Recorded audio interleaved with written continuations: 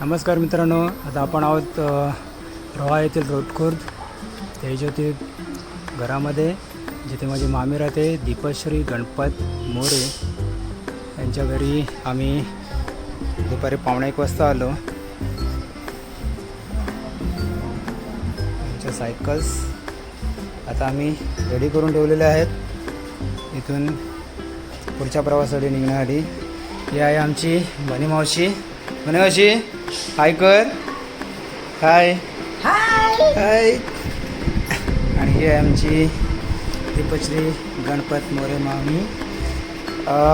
लहानपणापासून मी या घरात येतो आहे. म्हणजे मला असं वाटतं की मी वयाच्या 10व्या वर्षापासून इथे येतो आहे. आणि भले आमचं रक्ताचं नातं नाही आहे, पण रक्तापेक्षाही असं नातं आहे. जी ही आमची लाडकी मामी आहे ती तेव्हाही आमची तशीच सेवा करत होती लहानपणापासून. आणि आत्ताही. आता आम्ही आलो, मी, माझी मुलगी सानवी आणि अर्णव, आम्ही तिघं आलो इथे.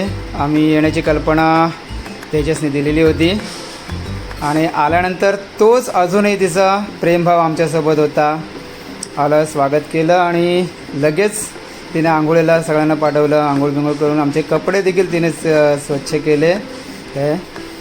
आणि एवढं छान असं जेवण होतं की माझी आवडती चवळीची भाजी, त्याच्यानंतर अंडी फ्राय होती.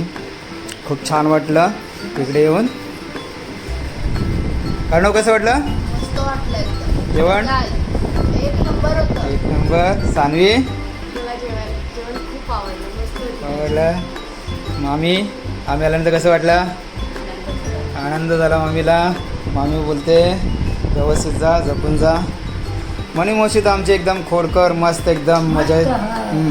आल्यानंतर सायकलींना ऊन लागत होतं, त्याच्यावरती त्याने मस्तपैकी चादरी ठेवल्या, म्हणजे त्याला ऊन लागू नये म्हणून एवढी काळजी घेतली. आणि सानवीने देखील पाळण्याची, जो पाळणा आम्ही लहानपणी, सानवी त्या पाळण्यावरती आम्ही खेळत असो. वरसे गावातही असंच पाळणा. त्या पाळण्यावरती सानीने आल्या आल्याच मज्जा केली आणि आता पुन्हा निघता निघता मज्जा करत आहे. तर चला तर मित्रांनो, बाय बाय. भेटूया पुन्हा एकदा. यस, नक्की येणार.